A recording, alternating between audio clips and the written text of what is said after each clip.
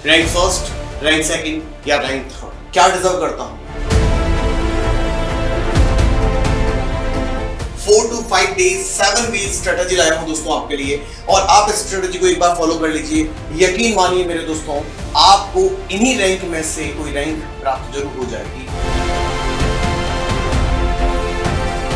मेरे भाई, अगर 99 लोगों से आगे जाकर नंबर 1 पे आना है तो 99 से तेज भागना।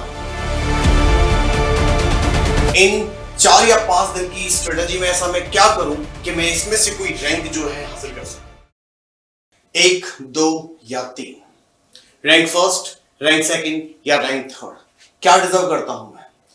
इन 4 या 5 दिन की स्ट्रेटजी में ऐसा मैं क्या करूं कि मैं इसमें से कोई रैंक जो है हासिल कर सकूं। 4 to 5 days 7 weeks स्ट्रेटजी लाया हूं दोस्तों आपके लिए, और आप इस स्ट्रेटजी को एक बार फॉलो कर लीजिए। यकीन मानिए मेरे दोस्तों, आपको इन्हीं रैंक में से कोई रैंक प्राप्त जरूर हो जाएगी और आपको पछाड़ कोई नहीं पाएगा। चलिए शुरुआत करते हैं, ज्यादा समय नहीं लेते हुए। एग्जाम में सिर्फ 3 से 4 या 5 दिन बचे हैं, और इस एग्जाम में अब वो रणनीतियां अपनाने की जरूरत है which are going to be crucial for your final examination। Final examination के लिए कुछ फाइनल टच देने वाली बात आपको बताऊंगा दोस्तों। 4 से 5, और मुझे रैंक चाहिए फर्स्ट, सेकंड और थर्ड। देखो दोस्तों, ये रैंक तो अपनी जगह, लेकिन लाया कैसे जाए? सबसे पहले मैं आज की पूरे पैनल में एक बात आपको बता दूं, मैं पूरी तरह से आपसे अनऑफिशियल तरीके से बात करूंगा। मैंने इंस्ट्रक्शन भी ये लगाए हैं, सिस्टमेटिक पढ़ो नहीं, सिस्टमेटिक पढ़।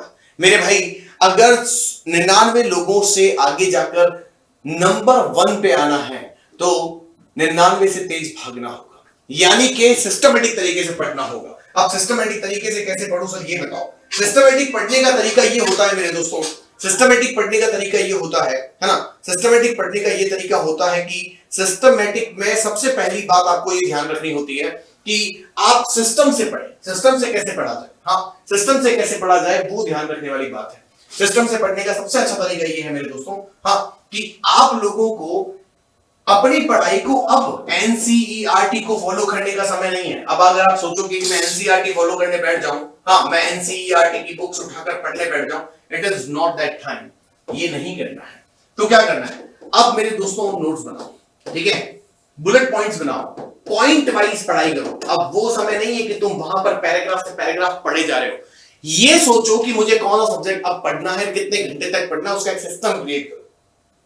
ये 1 महीने चलने वाले एग्जाम्स आपके आने वाले पूरे जिंदगी के 10th के रिजल्ट का बोलबाला और उसका हर जगह पर परचम लहराने वाले हैं, क्योंकि ये इंपॉर्टेंट टॉपिक होने वाला है कि आपकी मार्कशीट में आपके मार्क्स और इंपॉर्टेंट नंबर्स या परसेंटेज कितने हैं। आइए आगे बात करते हैं। डिवाइड कर सब्जेक्ट्स को, डिवाइड करो नहीं, डिवाइड कर। मेरे भाई, अब डिवाइड कर सब्जेक्ट्स को मतलब यही है कि सब्जेक्ट में भी, जैसे मैं अगर इंग्लिश की बात करूं तो उसमें भी अगर देखेगा तो सब्जेक्ट जो है उसमें भी बहुत सारी चीजें हैं, जैसे कि टेक्स्ट बुक्स। मेरी बात समझ में आई? टेक्स्ट बुक्स है, टेक्स्ट बुक्स को पढ़ना है एक समय में, ग्रामर पढ़नी है दूसरे टाइम में, ठीक है, ग्रामर पढ़नी है दूसरे टाइम में, और आगे जाकर आपको राइटिंग सेक्शन पढ़ना है। तो ये तीनों को पढ़ना है। तो सर एक और टॉपिक बच गया, रीडिंग सेक्शन। मेरे दोस्तों, सीधी सीधी बात, नो बकवास, है ना। टेक्स्ट बुक की जो नंबर आने वाले हैं वो तुम्हारे हाथ में है, ठीक है। इसको कम से कम 3 से 4 घंटे में, एक दिन में खत्म करो।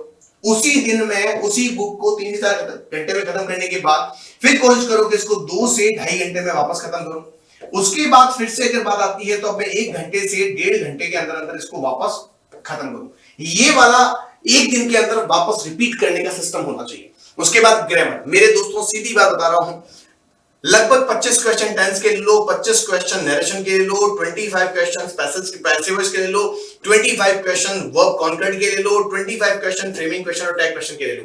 आप 125 क्वेश्चन सॉल्व करिए। मैं बता रहा हूं हर टाइप के करना, मैं बता रहा हूं उससे बाहर कुछ नहीं जाएगा। और राइटिंग सेक्शन में एक ही चीज होती है, दैट इज कॉल्ड प्रैक्टिस। अगर आप प्रैक्टिस कर गए मेरे लाल तो आप कुछ भी कर पाएंगे, लेकिन अगर प्रैक्टिस नहीं कर पाए, no one is going to save you, no one is going to save you, I am telling you. लेकिन ये स्ट्रेटजी अपनाओ, आप सब कुछ कर पाएंगे।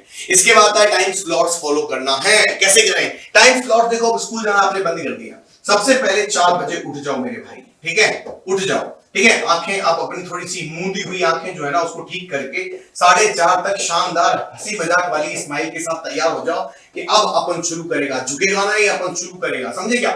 हाँ, और शुरू करेगा का मतलब है 4:30 बजे से लगाकर मैं 6:30 बजे तक एक किताब खत्म करूंगा। ये प्लानिंग करो, ठीक है, खत्म करूंगा। उसके बाद मैं लगभग 8 बजे तक कुछ नहीं पढ़ूंगा, ठीक है। 1.5 घंटे का गैप ले लो, आराम से गैप ले लो। तुम्हें नहीं लग रहा कि गैप की समय नहीं है अभी तो कोई बात नहीं, आप आधे घंटे का गैप ले लो, गैप जरूर लेना, आधे घंटे का गैप ले लो। और उसके बाद 7 बजे फिर से बैठ जाओ। 7 बजे से लगाकर 9 बजे तक मुझे आपको पूरी दूसरी वाली किताब खत्म करनी है। ये हो गया। अब इन दोनों में जितना समय लगाया आपने, ठीक है, उसके आधे टाइम में यानी कि लगभग 1.5 घंटे में मैं मुझे दिख रहा है, यानी 2-2 घंटे दिख रहे हैं मान लो, तो चलो 1-1 घंटे में, 1 + 1 घंटे में एक बार फिर से मुझे दोपहर में, आफ्टरनून में वो वापस किताब खत्म करनी है। मैं फिर बोल रहा हूं आपको मेरे दोस्तों कि आपको पीछे पढ़ना है, आपको पीछे पढ़ना है। और शाम को एक बार फिर से और रात को एक बार फिर से पढ़ूंगा, खत्म। याद पहली बार में नहीं हो रहा, कोई बात नहीं, छोड़ो, आगे चलो। दूसरी बार पढ़ो, याद हुआ, थोड़ा हुआ, ठीक है, कोई बात नहीं, आगे चलो। तीसरी बार में आपके वो जीन्स में आने लग जाएगा। चौथी और 5वीं बार में it will be on your tips, बता रहा हूं मैं आपको, ठीक है। ये टाइम स्लॉट फॉलो करो। इसके बाद आता है दोस्तों, हाँ, सेम टॉपिक छोड़ दो। सेम टॉपिक्स मतलब जो तुम्हें आता है, which is easy, known to you, हाँ, नोन टू यू। और जो टॉपिक इजी है, मैंने वापस बोला, मैंने क्या कहा, जो टॉपिक इजी है आप लोगों के लिए उनको छोड़ दो, वो मत पढ़ो।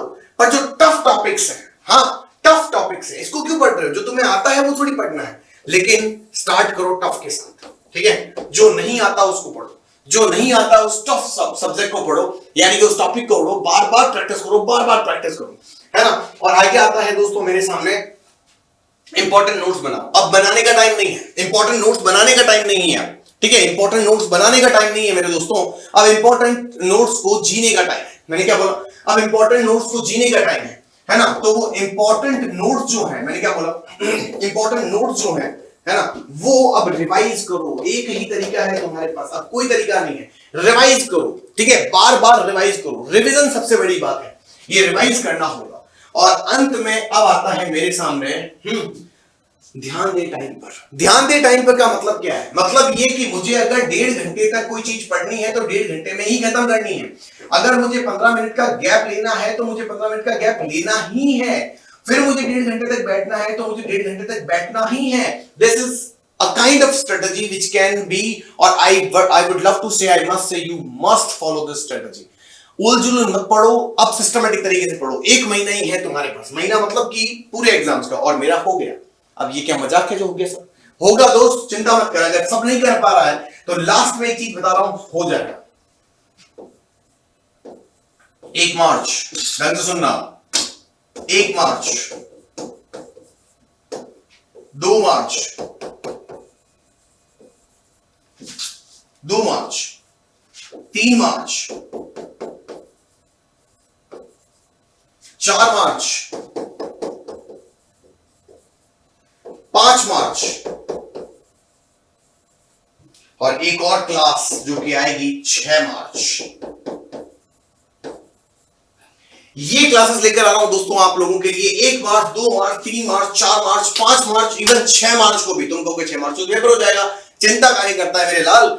1 मार्च, 2 मार्च, 3 मार्च, 4 मार्च और 5 मार्च को आने वाली कक्षाओं का टाइमिंग रहेगा 4 PM, यानी 4 PM को मैं आपसे मिलने वाला हूं, ठीक है। और 6 मार्च को तुम्हारे पेपर के देने के 1 घंटे के बाद, यानी लगभग 1 बजे, वापस बोल रहा हूं, यानी लगभग 1 बजे मैं आपसे मुताफिक होऊंगा, है ना। मैं आप सबके साथ क्या कहते हैं, मिलने के लिए आऊंगा। और वो मिलने के लिए कहां आऊंगा? YouTube पर इसका सॉल्यूशन लेकर आऊंगा मेरे दोस्तों। 1 बजे से 1:30 बजे के बीच में आप लोगों का सॉल्यूशन आपके पास होगा कि तुम क्या करके आए, कितना करके आए, कैसे करके आए, ठीक है। ये ध्यान रखना। और इन क्लास को अटेंड करना ना भूले मेरे दोस्तों। पहले दिन मैं फर्स्ट स्लाइड पढ़ाऊंगा, दूसरे दिन मैं फुटप्रिंट्स विदाउट फीट पढ़ाऊंगा, तीसरे दिन मैं आपको ग्रामर पढ़ाऊंगा, चौथे दिन मैं आपको राइटिंग सेक्शन पढ़ाऊंगा, और 5वें दिन मैं आपकी महा मैराथन क्लास लेकर आऊंगा, जिसमें मैंने आपको 1 2 3 4 को जो भी पढ़ाया वो सबका रिवीजन कराऊंगा। So with this, I think it would be the best of the time for your examination, and you people are going to put every effort for getting maximum marks. Best of luck everyone and be the part of those classes. Thank you so much.